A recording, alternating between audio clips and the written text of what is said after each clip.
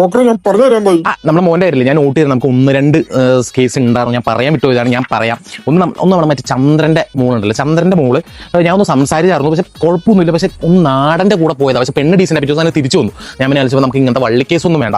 പിന്നെയുള്ളത് നമ്മുടെ സുകുമാരന്റെ മോളുണ്ട്, സുകുമാരൻ മോള്. പക്ഷെ വേണ്ട, അത് ഞാൻ ഇടയ്ക്ക് പോകാറുള്ളത്, അത് വേണ്ട. നമുക്ക് പിന്നെയുള്ളത് നമുക്ക് രാഘവന്റെ മോളുണ്ട്. രാഘവന്റെ മോളാകുമ്പോൾ നമ്മുടെ സ്റ്റാൻഡേർഡും ചേർന്ന ഇച്ചിരി നല്ല പഠിപ്പുണ്ട്, MA ബാർക്കിംഗ് വരെ പഠിച്ചിട്ടുണ്ട്. പിന്നെ പെഡിഗ്രി കൊടുത്താൽ വളർത്തിയാണ് ചെറുപ്പം തൊട്ട്. അപ്പം നല്ല സെറ്റ് സാധനം. നമുക്ക് പറ്റുമെന്നാണല്ലോ. എന്താണോ താൻ അങ്ങനെ പറഞ്ഞാൽ തന്റെ സ്റ്റാറ്റസിന് ചേർന്നല്ലാണ്ട് ഞാൻ കൊണ്ടുവരും. തന്റെ മുന്നേ 10ാം ക്ലാസ്സും കടിയല്ലേ ഉള്ളൂ. ഇത് MA ബാർക്കിംഗ് ആണ്. പിന്നെ പോരാത്തിന് ബൈറ്റിങ്ങിൽ ഡോക്ടറേറ്റ് ഉണ്ട്. ആണിത്. പിന്നെ നല്ല റിച്ച് ടീമാണ്, സ്വന്തമായിട്ട് എല്ലാം കമ്പനി ഉണ്ട്. ഇത് കിട്ടിയാൽ എങ്ങനെ പോയാലും ഇത് ഇവിടുത്തെ ലാഭിന് ലാഭേശ. താന് പേടിക്കാണ്ടിരിക്കും.